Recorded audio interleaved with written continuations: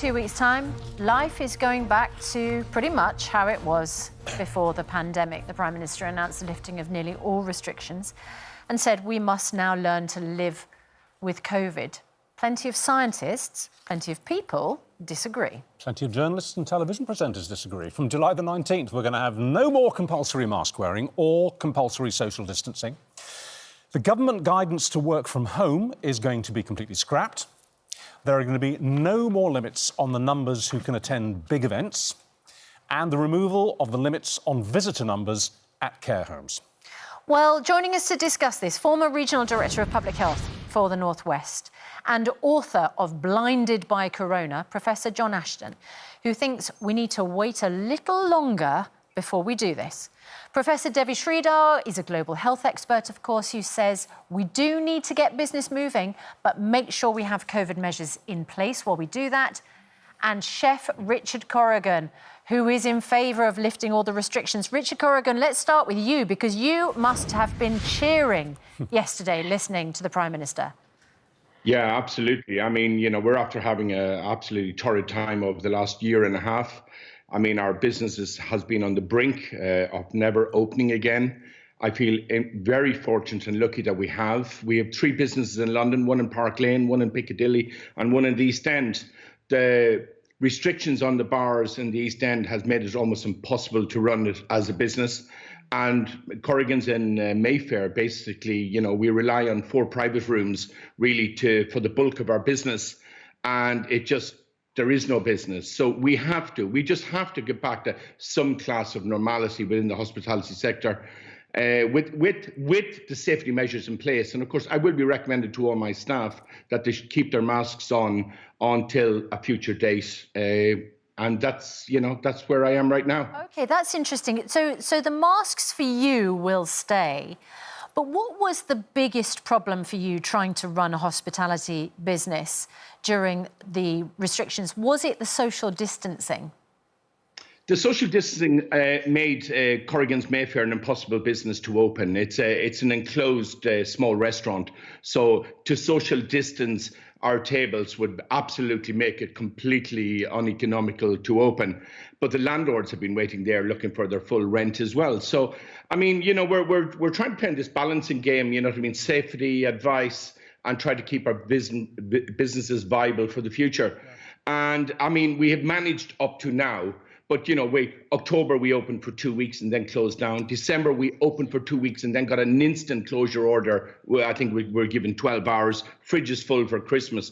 So the cost of kind of people making last-minute decisions has been absolutely terrible on us and very stressful.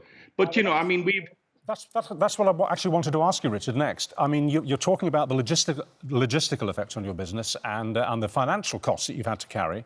I want to know about the stress on you as a human being. It must have done your head in.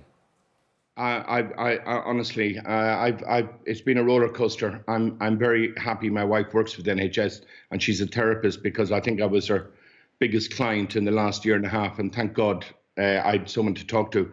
It has not just done my head in. I think it has taken its fair share on stress. Not only are we dealing with just customers and food, but we're dealing with banks, we're dealing with landlords, and dealing with all our personnel and the well-being of all our personnel as well. I mean, we're one of the few companies that keep all our teams together. You know, we've been involved in charities. You know, we fed around 5,000-6,000 people in central London during lockdown. We've been involved with Baxter Story, who fed 1.4 million people during close down. So, you know, we have kept ourselves mentally busy, but now we just need to get back. You know, we have debt piled up around us like sandbags at every door in our business. We just need to get going. We need to pay down this debt. We need an 18-month clear road to get cracking. So just a very sorry to cut in because we're tight for time. Just a very quick question to you. We've seen so-called freedom days pushed back and pushed back. It's still not guaranteed for July the 19th. What would be the effect on you if it, like a mirage, fades to the next point on the horizon? I mean, I will have to go to my landlords and say, guys, you know, our businesses are unviable right now on these restrictions. We just cannot afford to pay London rents just right now with no business. I mean, we're probably doing it at one of our sites. We're doing 25% of our business that we were doing. Let's put that to Professor John Ashton, because you are saying this is too soon, Professor Ashton. Richard Corrigan says they can't continue under these sorts of restrictions. And the Prime Minister yesterday made specific reference to the fact that continuing the restrictions is impacting not just people's health, but people's mental health as well. So what is it you think that the Prime Minister got wrong yesterday? Well, I really feel for Richard Corrigan and his colleagues in catering and the hospitality industry. You know, one of the aspects of this has been the inconsistency throughout the whole of the pandemic. And we're seeing that again at the moment. You know, I hope all of Richard's staff have had both their vaccines, because one of the problems at the present time is the very high levels of virus circulating among the 15 to 29-year-olds, many of whom are working in the hospitality industry. And if they go down with the virus, then, you know, he can't run the business for that reason. So is your recommendation that this should have been put on ice until more people are vaccinated? Yeah, it is the battle. There's a shortage of Pfizer at the moment. We bought shed loads of AstraZeneca because it was British, and we don't have much Pfizer, which is what we need for the youngsters to get them both vaccinated, get them all vaccinated. There's still between 10 and 15% of the most vulnerable groups who haven't had both their vaccines. And at the youngest age group, there is some resistance among some of the younger ones, which we need to deal with by setting a proper example. It's a very precarious situation. You know, I'm desperate to get back to normal. I'm desperate to get back to Anfield. I want to go and see Elton John at the arena in Liverpool. You know, I want to do that with my boys and with my wife, and to do all these things. I'm desperate for that.